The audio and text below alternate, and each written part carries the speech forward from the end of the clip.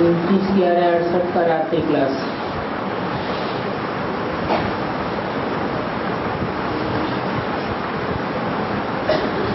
बल कोई आते हैं, बहुत अच्छा ओपिनियन लिख करके जाते हैं, ये तो बहुत अच्छा है, तो भी कई कहेंगे हम इससे टैली नहीं करते, क्योंकि शास्त्रों को बहुत मानते हैं और तुम लोग शास्त्रों को नहीं मानते हो।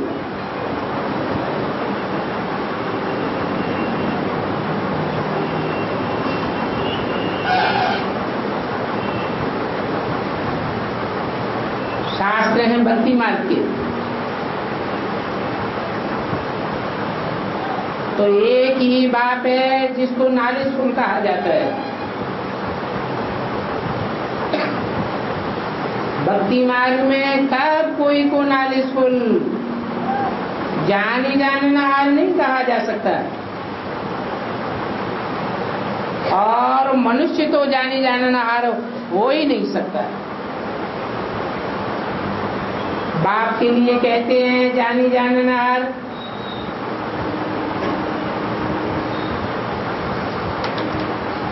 लेकिन जानी जाननहार वो क्या है, कौन है, ये नहीं जानते, समझते नहीं। बाबा बतलाते हैं मैं क्या जानता हूं। जानी जाननहार अर्थात जो सभी कुछ जानते हैं, जो सभी कुछ जानते हैं वो ही सभी कुछ समझाते हैं। सृष्टि का चक्र कैसे फिरता है,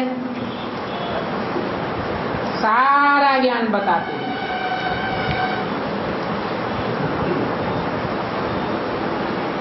सच के आज मध्यंत की नारी कृष्ण को तो होती नहीं है,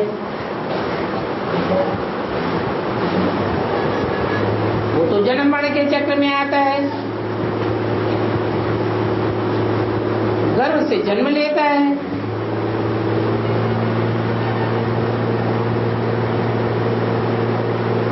तो कृष्ण को भगवान कहना वो हो गया भक्ति मार्ग। भक्त तो सभी हैं, क्योंकि सभी शास्त्रों और गुरुओं को मानने वाले हैं। वो शास्त्र और गुरु कभी भी सदगति नहीं दे सकते। तुम बच्चों को मालूम हो गया है इस झाड़ के कितने पत्ते हैं। पत्ते वृद्धि को पाते रहते हैं, आखिरी इस झाड़ का अंत होता है।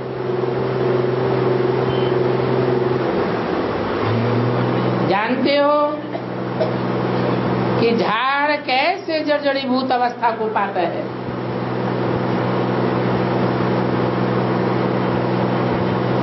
और वो भी तुम जानते हो कि इसका फाउंडेशन तो है ही नहीं।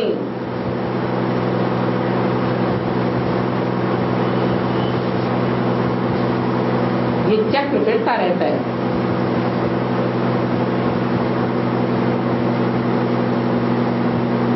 मनुष्य शक्ति की आय को भी वो लोग नहीं जानते।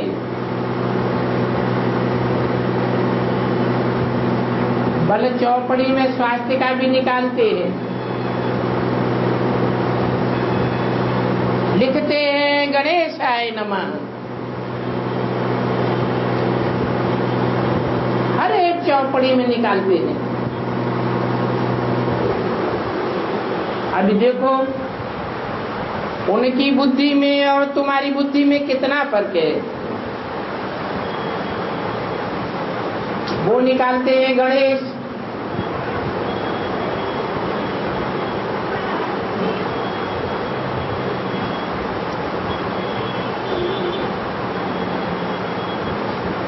पांव एक तरफ जाते हैं, भुजा दूसरी तरफ जाती है, सूंड दूसरी तरफ जाती है। अब है तो वो आसुरी मत,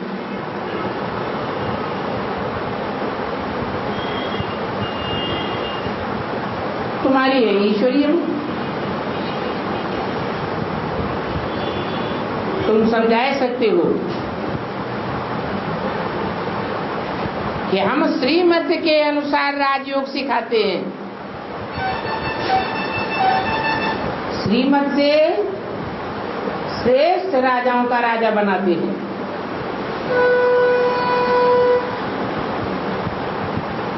और श्रेष्ठ से श्रेष्ठ मत मिलती है संगम युग पर। तो तुम अभी संगम युगी ठहरे। संगम पर फिर कृष्ण कहां से आवेगा?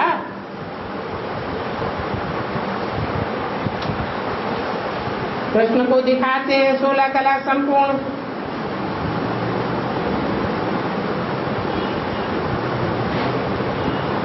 कृष्ण जयंती और शिव जयंती एक साथ दिखाई देती है। अभी तुम तो जानते हो कि कृष्ण जयंती जरूर होनी है।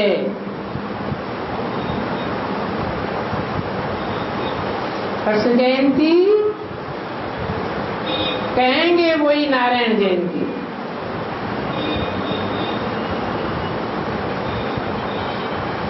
नारायण का और कोई समाचार नहीं देते हैं। बल कथा सत्यनारायण की सुनाते हैं, परंतु उसमें नारायण का कोई समाचार नहीं।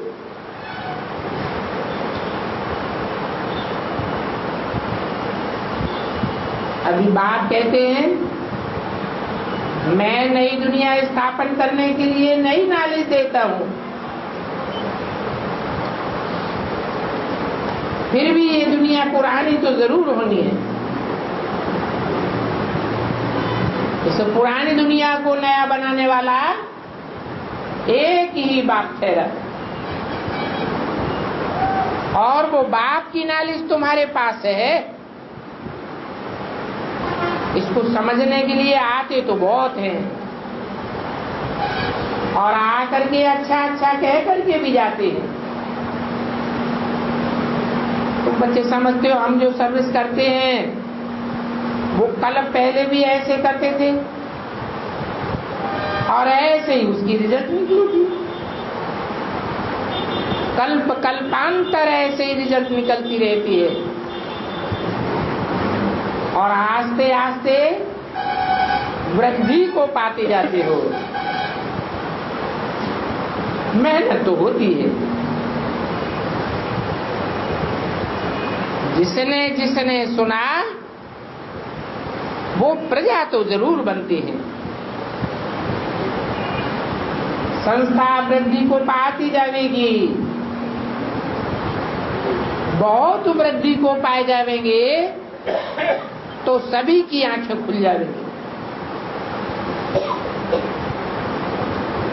बच्चे जानते हैं तार में भी समाचार गया है, तार भी छपेंगी और मैगजीन्स भी छपेंगी। तुम समझते हो हम वारियर्स हैं? दिल्ली पर घेराव डाल रहे हैं।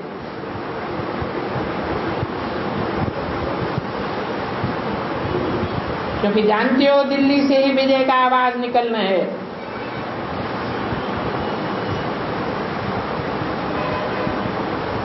तुम भी कोशिश करके दिल्ली के बड़ों बड़ों को हाथ करते हो।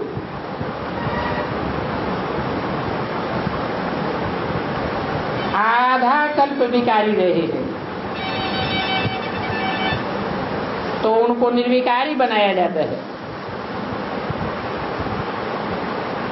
परंतु ये कोई नई बात तो है नहीं। दुनिया के मनुष्य तो नहीं समझते हैं कि ये संगम युग है।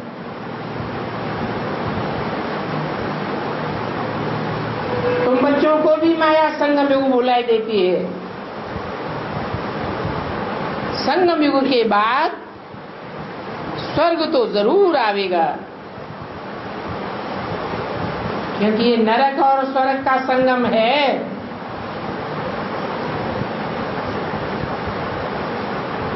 तो तुम्हारे अंदर खुशी भी रहनी चाहिए कि हम स्वर्ग में जा रहे हैं,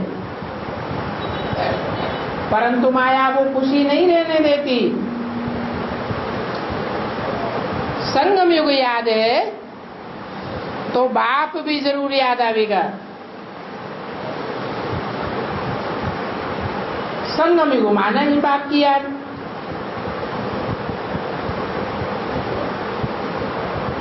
उस याद कोई माया बुलाई देती है।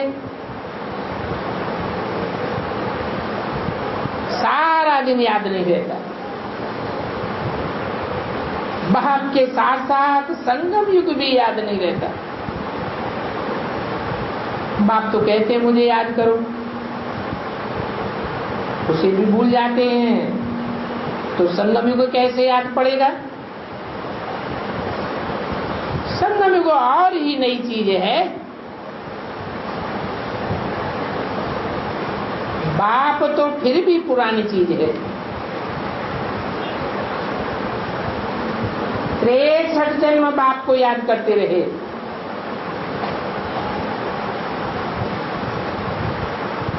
पूजा करते रहे, परंतु भक्ति मार्ग में कब संगम युग को याद किया जाता है क्या? नहीं। बच्चे जो सारा दिन म्यूजियम में सर्विस करते रहते हैं, उनको तो घड़ी घड़ी याद पक्की हो जाती है। सेंटर्स पर सर्विस का इतना चांस नहीं होता है, और म्यूजियम में तो सारा दिन चांस रहता है।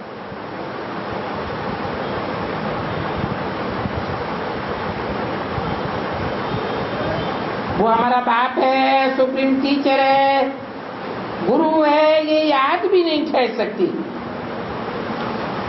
अगर ये याद ठहर जाए तो अहो भाग्य।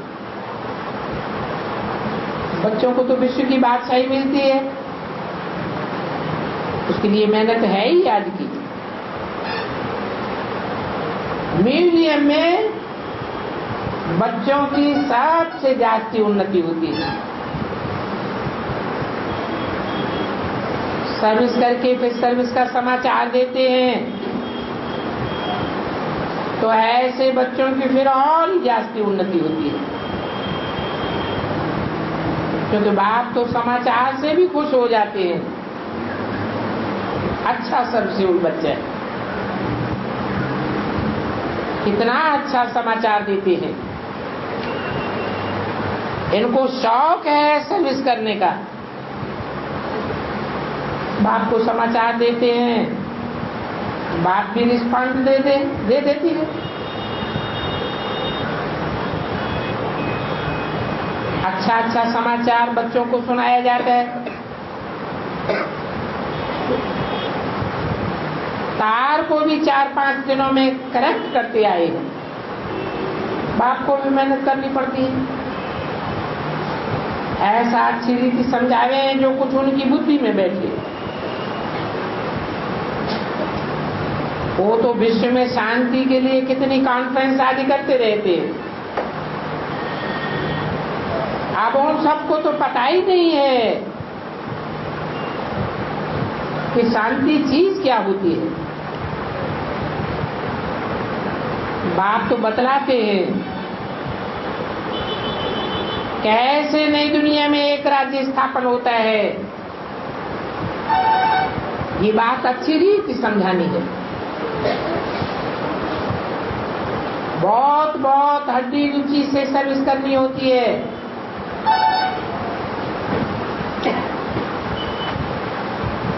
29/11/68 की वाणी का दूसरा पेज। ऐसे तो सर्विस भी होती है और साथ साथ डिस सर्विस भी होती है। क्योंकि महारथियों पर ही माया वार करती है, वार करती है तो डिससर्विस भी जरूर करते होंगे।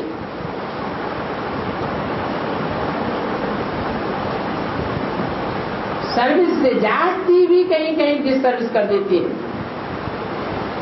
वो भी अच्छे अच्छे महारथी अहंकार में आके डिससर्विस कर देती है। समाचार आता है पुराना महारथी है परंतु डिससर्विस कर दी। अगर सिर्फ सर्विस होती रहे तो कितनी वृद्धि हो जाए। माया डिससर्विस कराती है,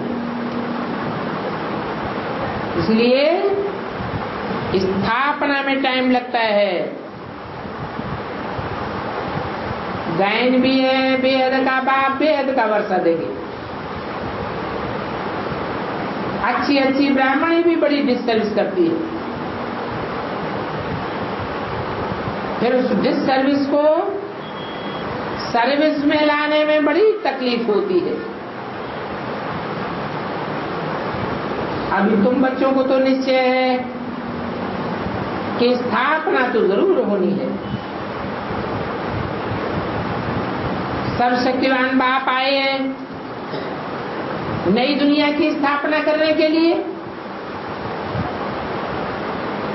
तो स्थापना का काम तो रुकने वाला नहीं।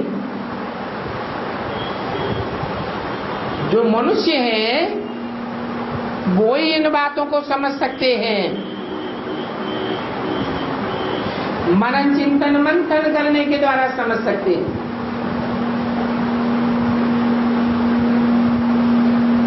देवताएं तो समझेंगे नहीं। जानवर बुद्धि है वो तो कैसे समझेंगे। तो बताते हैं कि जो नहीं समझ सकते वो जानवर किसल है, और वो जानवर बुद्धि इतना उच्च पद पा भी नहीं सकते। ये भी ड्रामा में नूद है। आगे कहते थे कि ईश्वर ही करण करावनहार है।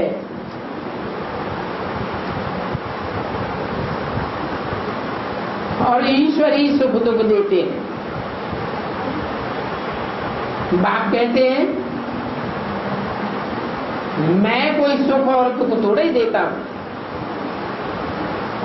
ड्रामा प्लान अनुसार स्वतः ही होता है। हाँ, सबकी प्लानिंग के ऊपर बाप की प्लानिंग विजय पाती है। सबकी प्लानिंग मिट्टी में मिल जाएगी। ये सब रहेंगे ही नहीं। ये ड्रामा की भावी बड़ी विचित्र है। समझते भी हैं विनाश जल्दी होने का है,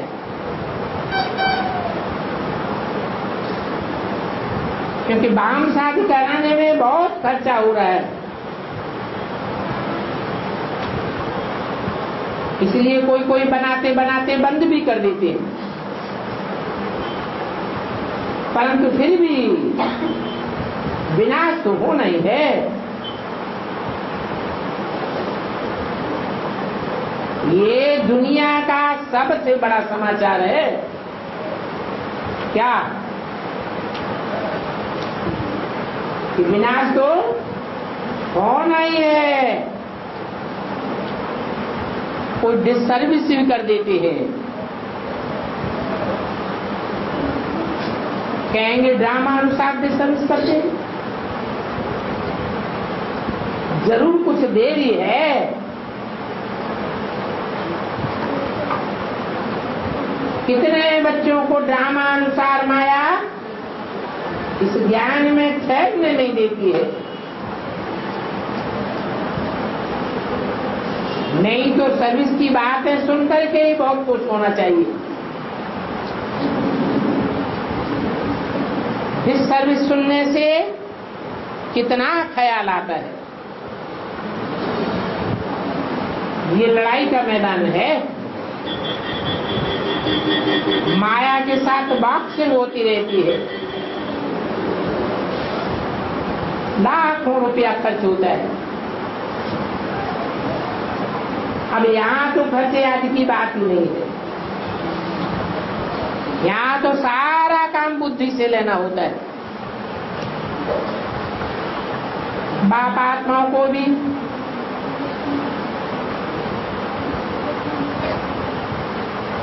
समझाते हैं, इनको भी समझाते हैं। जैसे बाप को नॉलेज मिली है, ये मनुष्य सृष्टि का बाप है ना, वैसे तुम बच्चों को भी मिलती है। अविनाशी बाप से अविनाशी वारसा मिलता है, वर्षा मिलता है ऊंच पद पाने का। फिर भी तुम नीचे तो उतरते हो।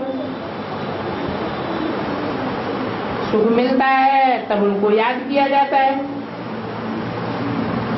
दुख पड़ता है तब सुख का टाइम याद आता है।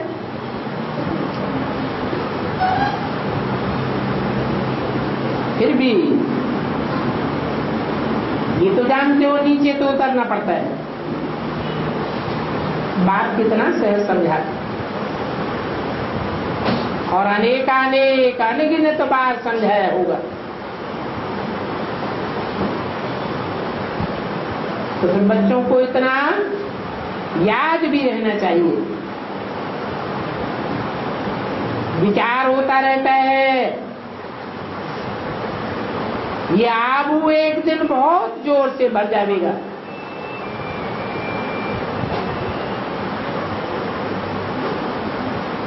ख्याल होता है नाम बहुत हो जाएगा।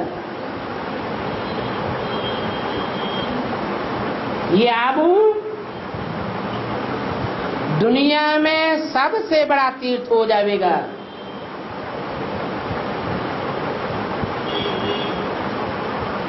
बड़े तीर्थ और छोटे तीर्थ की पहचान क्या है?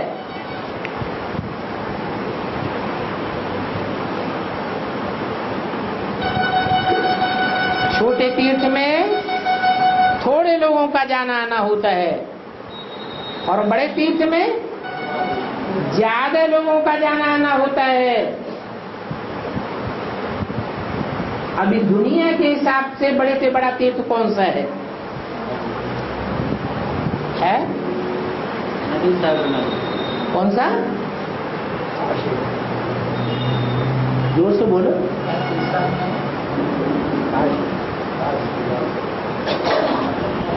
नदी सागर का मेला। नदी और सागर का मेला। उस मेले में तो हिंदू लोग ही इकट्ठे होते हैं। गंगा सागर के मेले में हिंदुओं की संख्या तो दुनिया में बहुत थोड़ी है।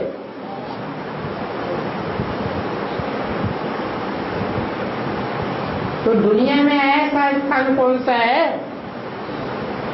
जहां बड़े से बड़ी तादाद में लोग इकट्ठे होते हैं?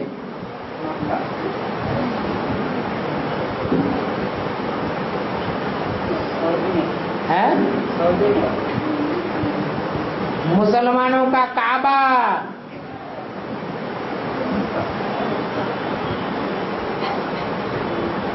ज्यादा संख्या भी मुसलमानों की है,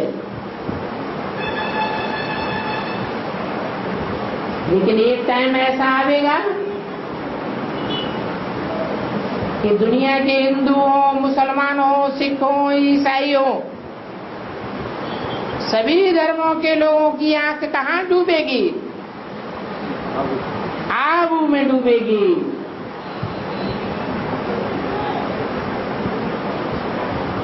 तो लेक की तरफ एक अच्छा प्लाट लेना चाहिए।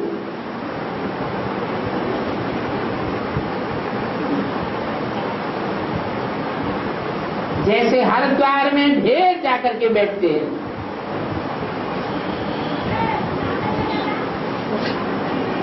ऐसे यहाँ भी बेहद के बाप के तट पर आकर बैठ जाएंगे।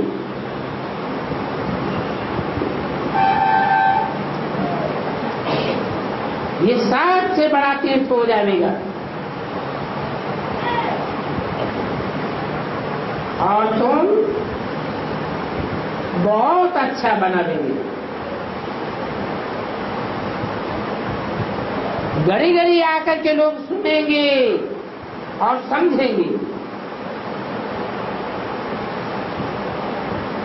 ये तो कहेंगे रिफ्रेश होने के लिए कोई जल्दी आते हैं, कोई देर से आते हैं।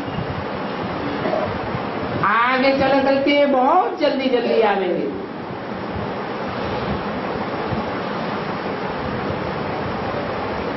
और आगे चल करके तुम लोग बहुत अच्छे वंडर्स देखेंगे। आप उनका बहुत प्रभाव देखेंगे।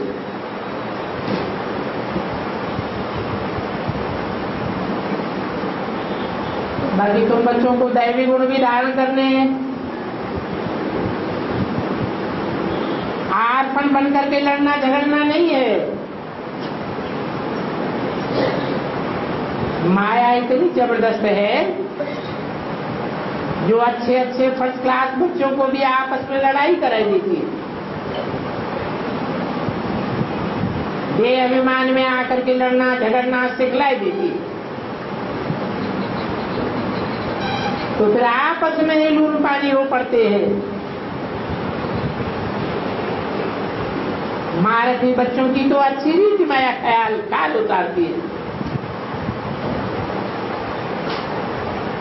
ऐसे मत समझो कि हम तो बहुत होशियार हैं। समझ लेना चाहिए कि बहुत होशियार कोई माया पछाड़ती है। देह अभिमान में आने से बाप को भूल जाते। नहीं तो ऐसे मीठे मीठे बाप को तो भूलना नहीं चाहिए। स्त्री पति को भूलती है क्या? पति मर जाता है तो उनके शरीर को याद करती रहती है। ये तो बेहद का बाप तुमको पढ़ाए रहे। बाप कहते हैं मैं तुमको विश्व का मालिक बनाता हूं, फिर भी तुम बच्चे मुझे याद नहीं करते हो। माया भुला करके कोई ना कोई उल्टा काम कराई देती। चूहे की मिसल माया ऐसा काटती है जो पता भी नहीं पड़ता है। इसलिए बाप फिर भी कहते रहते हैं अपन को आत्मा समझ मुझे याद करो और औरों को भी कल्याण करते रहो। बाप का पैगाम दे, दैवी गुण धारण कराओ। परंतु ड्रामा अपने अनुसार देखा जाता है कि बच्चों को कम पद ही पाना है। तो बाप भी क्या कर सकते हैं? कल्प कल्प नहीं पढ़े हैं तो अभी भी नहीं पढ़ेंगे। सिद्ध हो जाता है कि ये आगे कल्प में भी नहीं पढ़े। इनकी चलन ही ऐसी है। नाम रूप देश काल चलन सब ज्यों की त्यों है, जैसी कल्प पहले थी। कल्प कल्प का पुराना स्वभाव है और कल्प कल्प ऐसे ही चलती रहे। अच्छा, ओम शांति।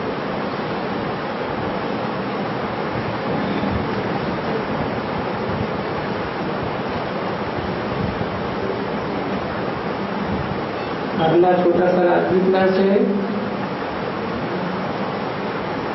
7-12 है। रूहानी बच्चे बाप के सामने बैठे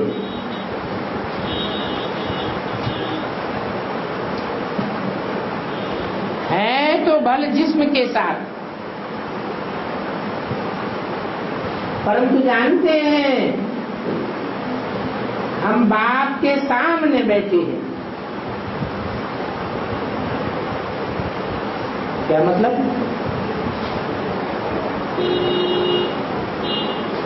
जिस्म के साथ ही सामने बैठा जाता है या बिना जिस्म के भी सामने हो सकते हैं?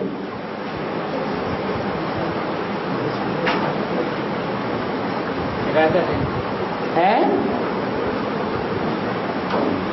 जिस्म माने शरीर,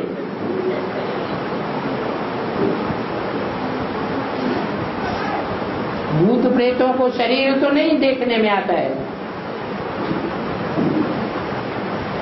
परंतु वो भी सन्मुख और विमुख होते हैं। जो सन्मुख होते हैं वो फरिश्ते कहे जाते हैं।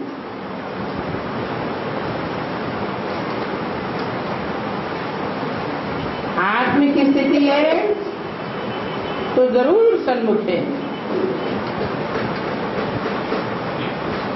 देवान की स्थिति है तो जरूर विमुख है।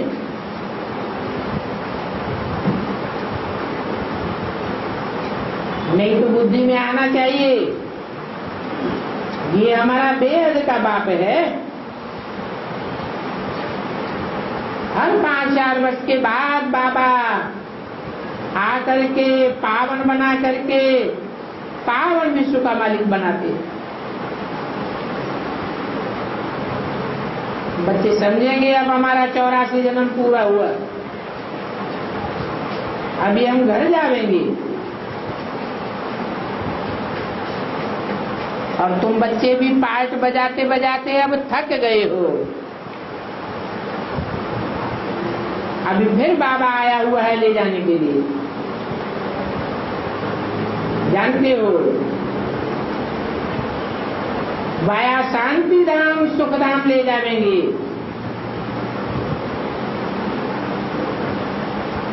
तो बहुत सहज बात बाप समझाते हैं। कलयुग माना ही दुख धाम,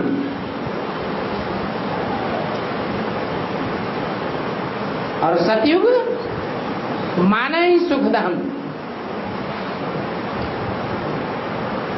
कलयुग है झूठ खंड,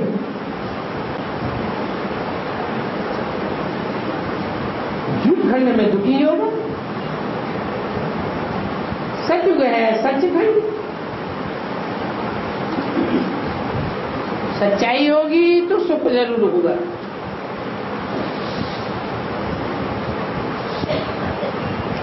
सच्चाई में ही सत्व प्रधानता होती है। तो बातें तो बहुत सहज बाप बतलाते हैं।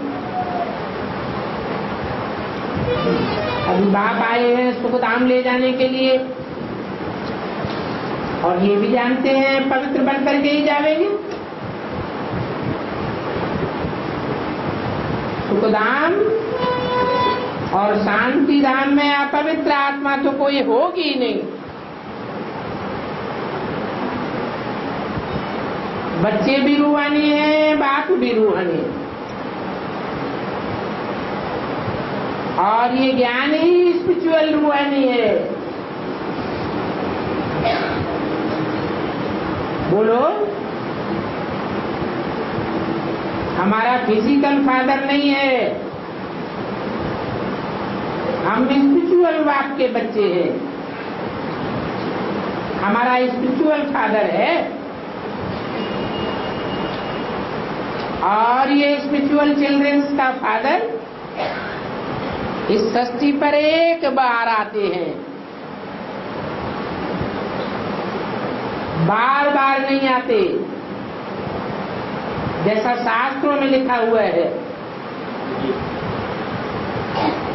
संभवामि युगे युगे,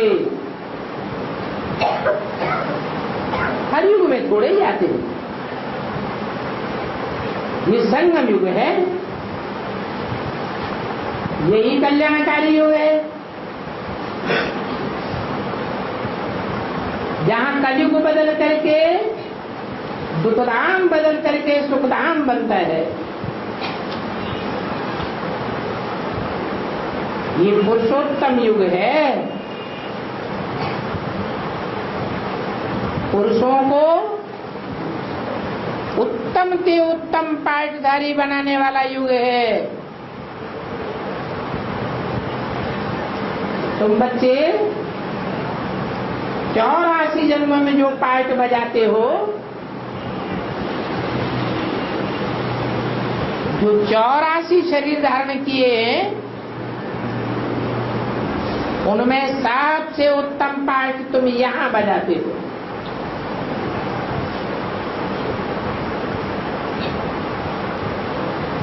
और ये पाठ भी भारत में ही होता है। ये संगम युग भी भारत में ही होता है। और दुनिया में नहीं गाया जाता, भारत में ही गाया जाता है। इस पुरुषोत्तम युग में पुरुष अर्थात आत्मा को उत्तम से उत्तम पाठधारी बनाया जाता है।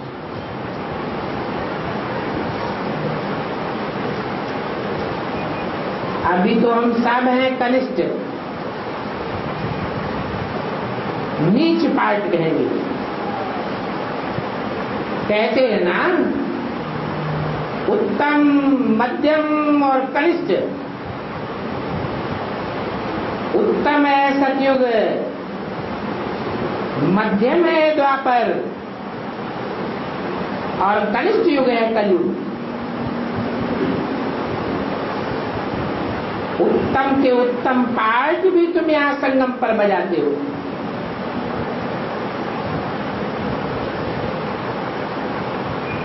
और कनिष्ठ से कनिष्ठ पाठ भी तुम यहाँ संगम पर बजाते हो। कनिष्ठ और उत्तम का संगम है।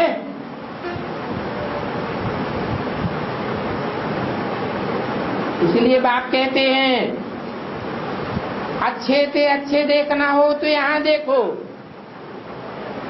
और बुरे से बुरे देखना हो तो यहाँ देखो।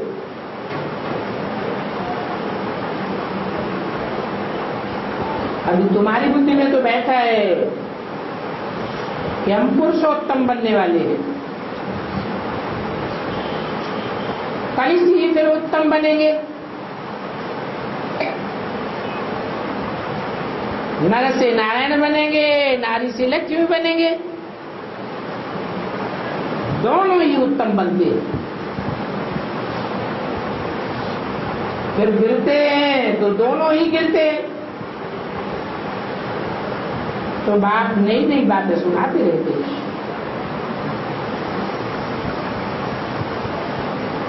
ये ज्ञान सिर्फ बाप ही आकर के देते हैं। इसको रूहानी ज्ञान कहा जाता है।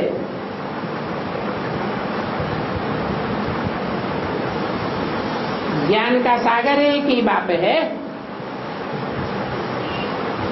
और ज्ञान भी तब मिलता है जब मनुष्य घोर अंधेरे में आ जाते हैं।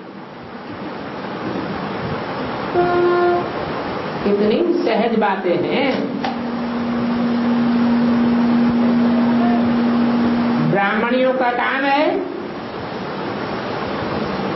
रोज तुमको नई नई बातें सुनाना, रोज बाप के बताए हुए पॉइंट्स बताना। इस संगम युग को बहुत महत्व दिया जाता है। संगम में ही स्पिरिचुअल नॉलेज सिर्फ स्पिरिचुअल फादर ही देते, और हम हैं उनके स्पिरिचुअल चिल्ड्रंस। स्पिरिचुअल फादर हम चिल्ड्रंस को स्पिरिचुअल नॉलेज देते हैं और सतो प्रदान बनाने की युक्ति बताते हैं। पहले ये शिक्षा देनी है कि तुम आत्मा हो। फिर बताना है आत्माओं का बाप है शिव बाबा, वो तो सदा ही पवित्र रहते हैं। आत्माएं पवित्र भी बनती हैं, अपवित्र भी बनती हैं।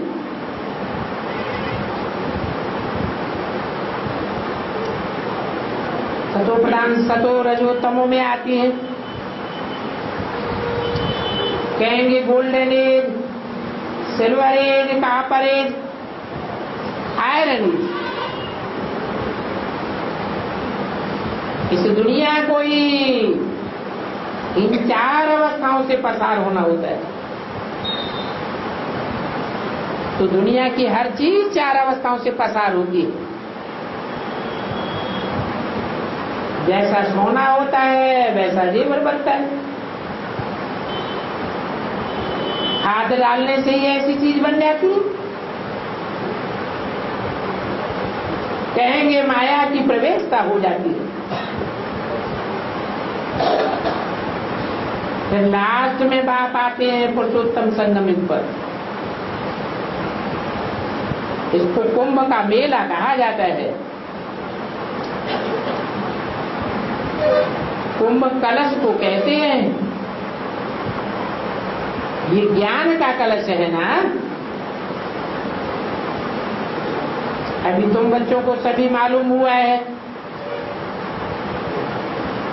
कि बाप कैसे आकर के माताओं को कलश देते हैं। आगे तो कुछ भी नहीं जानते, पूरे ही बंदर बुद्धि थे। फिर संगम पर बाप ने आकर के मनुष्य बुद्धि बनाई है। मनुष्य बुद्धि तब बनती है जब तुम ब्राह्मण बनते हो। तो तुम मनुष्य को देवता बनाते हो।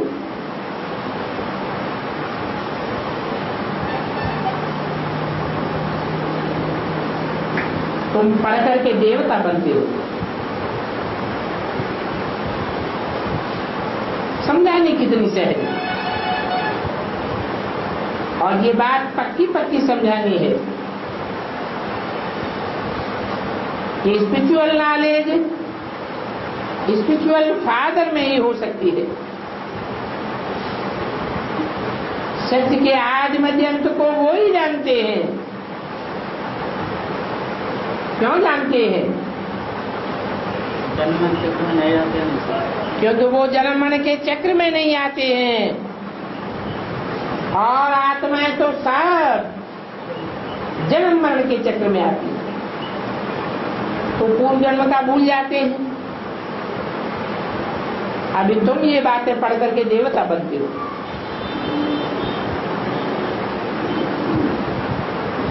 वो मनुष्य तो नेति नेति कहते आए। मनुष्य होकर ड्रामा के आदि मध्य अंत को न जाने तो वो क्या काम के रहे। तुमको समझाया है कि हरेक आत्मा को अपना अपना पार्ट मिला हुआ है। एक का पार्ट न मिले दूसरे से।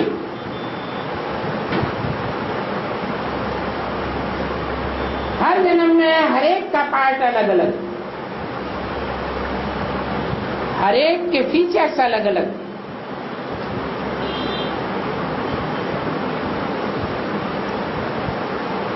फीचर्स बदलते जाते हैं और पार्ट भी बदलते जाते हैं। आत्मा कितनी छोटी है, कितना पार्ट बजाती है। इस छोटी सी आत्मा में इतना सारा पार्ट भरा हुआ है। तो समझा जाता है कि आत्मा भी वंडरफुल है तो आत्माओं का बाप भी वंडरफुल है। ये सारी शक्ति कैसे वृद्धि को पाती है, ये सभी बातें बाप बैठ समझाते हैं।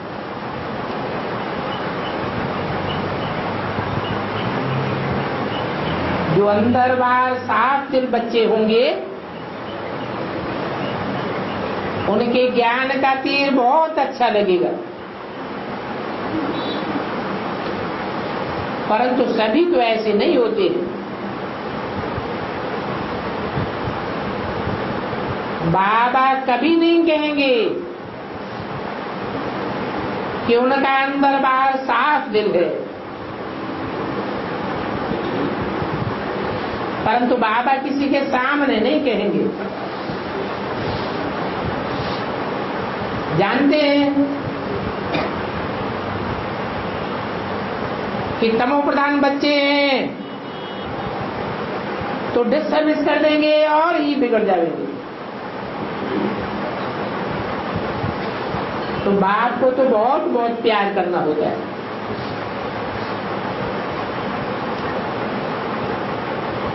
ये दिलवाड़ा मंदिर भी यादगार बना हुआ है।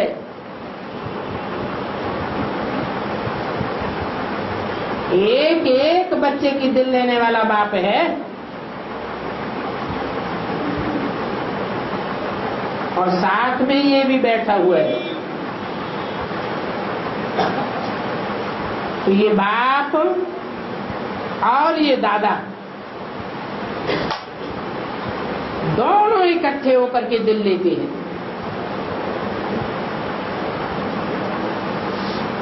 ये तुमको मशीन मिलती है श्रृंगार करने के लिए।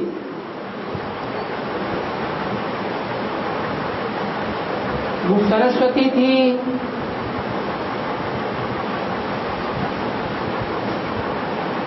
ये ब्रह्मपुत्री है।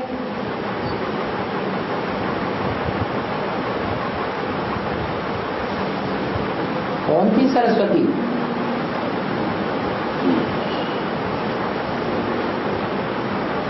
वो सरस्वती थी। पास्ट को याद किया। किसको याद किया पास्ट में? कब की मुरली है? 68 में कोई पास्ट में पार्ट बजाने वाले पार्टधारी को याद किया। वो सरस्वती थी। कब तक थी? अरे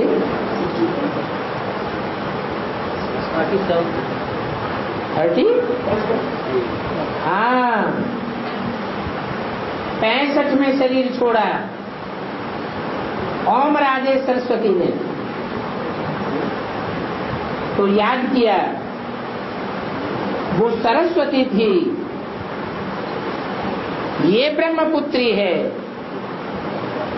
कौन?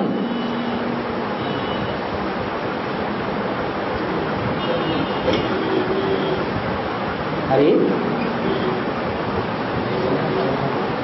ब्रह्मा बाबा शरीर छोड़ते हैं तो रंगमंच पर दूसरी आत्मा आ जाती है प्रतिनिधित्व करने के लिए। ऐसे ही मम्मा शरीर छोड़ती है तो ब्राह्मणों की दुनिया में प्रतिनिधित्व करने के लिए कोई दूसरी आत्मा आ जाती है।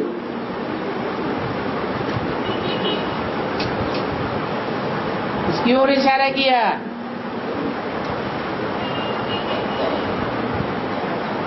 सन 66 में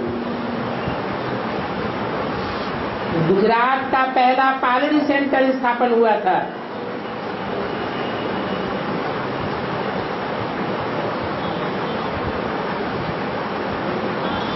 एक ही सेंटर था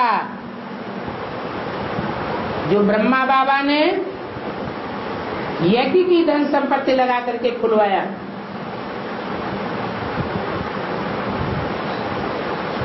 मानो कि राजा विक्रमादित्य के द्वारा सोमनाथ मंदिर की स्थापना हो गई। ये सोमनाथ के लिए बोला है, सोमनाथ के साथ सोमनाथनी भी जरूर होगी। तो सोमनाथनी का पाठ बजाने वाली पार्वती माता के लिए ये बोला ये ब्रह्मपुत्री भी है। वो सरस्वती थी। अब बताओ दोनों में बड़ा कौन?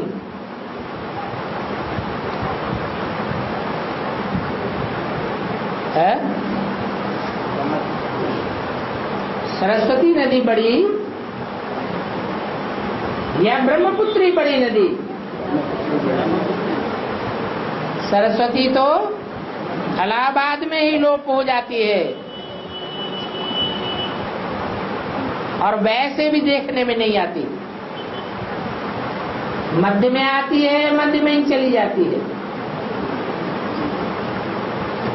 ये ब्रह्मपुत्रा नदी तो ज्ञान मानसरोवर से निकलती है, आदि से ही निकली थी और अंत तक पार्ट बजाती है। तो बोला गंगा सागर का मेला गाया हुआ है, परंतु गंगा और सागर का मेल होता है या ब्रह्मपुत्रा सागर का मेल होता है? ब्रह्मपुत्रा नदी सागर में मिलती है, गंगा आकर के पहले ब्रह्मपुत्री में मिलती है। तो ब्रह्मपुत्री और सागर का मेला गाया जाना चाहिए।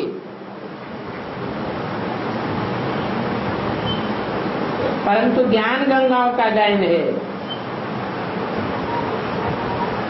ब्रह्मपुत्रा में बड़े बड़े स्टीमर्स आते हैं।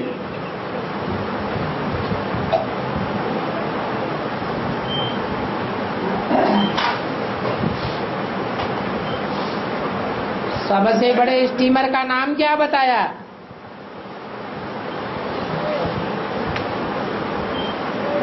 मुरली में कोई स्टीमर का नाम बताया है?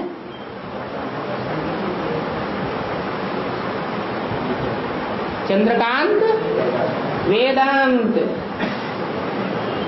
इनका संगम पर बहुत मेला लगता है। तो ये बहुत बड़ी से बड़ी नदी है।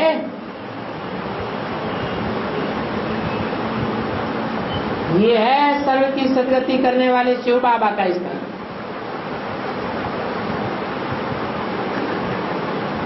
सार तीर्थों में महान तीर्थ है।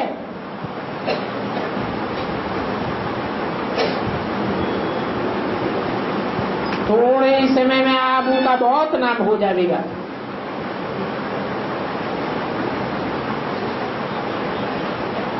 ये गंगा सागर को आबू से कैसे मिलाई दिया है?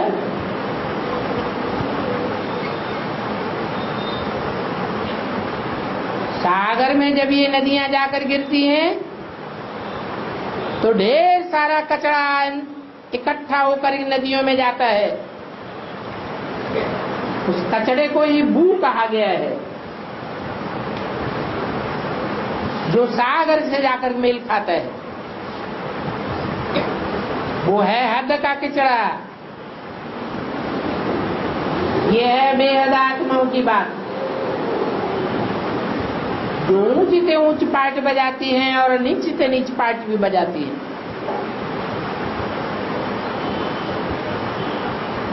ये बेहद का आबू तीर्थ है।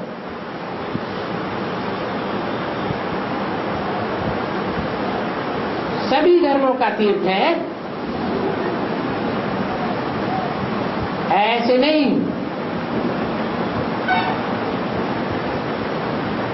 कि सिर्फ आदि सनातन देवी देवता धर्म वालों का तीर्थ है, क्योंकि यहाँ तो सभी की सदगति होती है।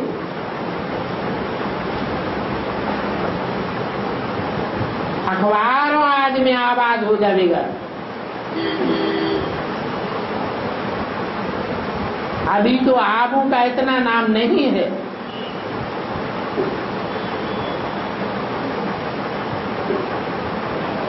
नीचे अंबा का मंदिर है,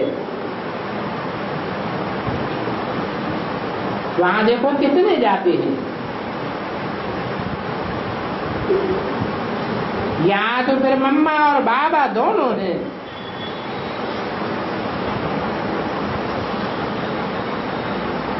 अंबा पर बहुत मेला लगता है।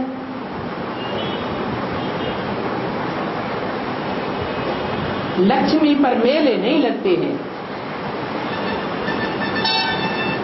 और लक्ष्मी को तो तिजोरी में रखा जाता है।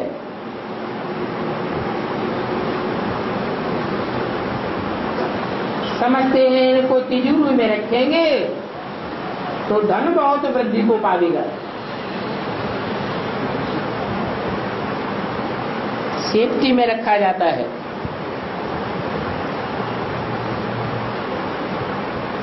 अम्बा की इतनी सेफ्टी नहीं होती है और लक्ष्मी की बहुत सेफ्टी करते हैं। वास्तव में किस बात की सेफ्टी है?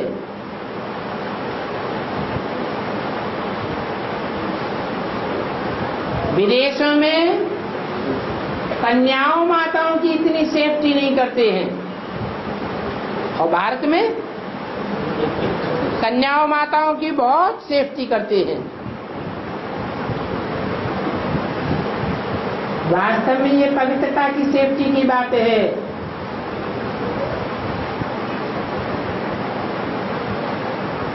भारत सबसे पवित्र देश है। भारत माता का बहुत मान है, परंतु मेले जगदम्बा के बहुत लगते हैं।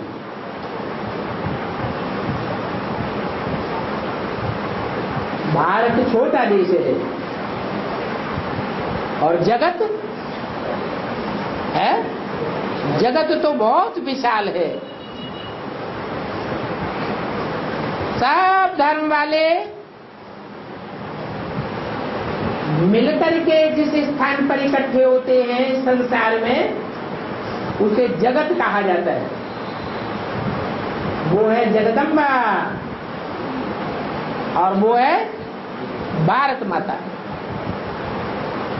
भारत माता की यादगार है कन्याकुमारी और जगदम्बा की यादगार है अधर कुमारी।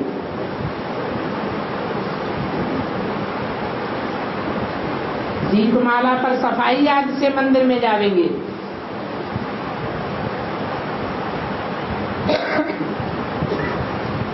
वहां जाकर के पैसा मांगेंगे। वो भक्ति मार्ग की बातें हैं। यहाँ कौन से पैसे की बातें है? यहाँ है ज्ञान धन की बात। जरूर जगदम्बा ने वो ज्ञान धन नहीं बांटा होगा जिससे भारत स्वर्ग बन जाता है। वो ज्ञान का कलश लक्ष्मी को दिया जाता है।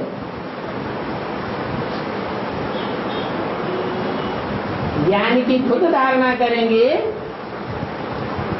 तो औरों को भी करा सकेंगे।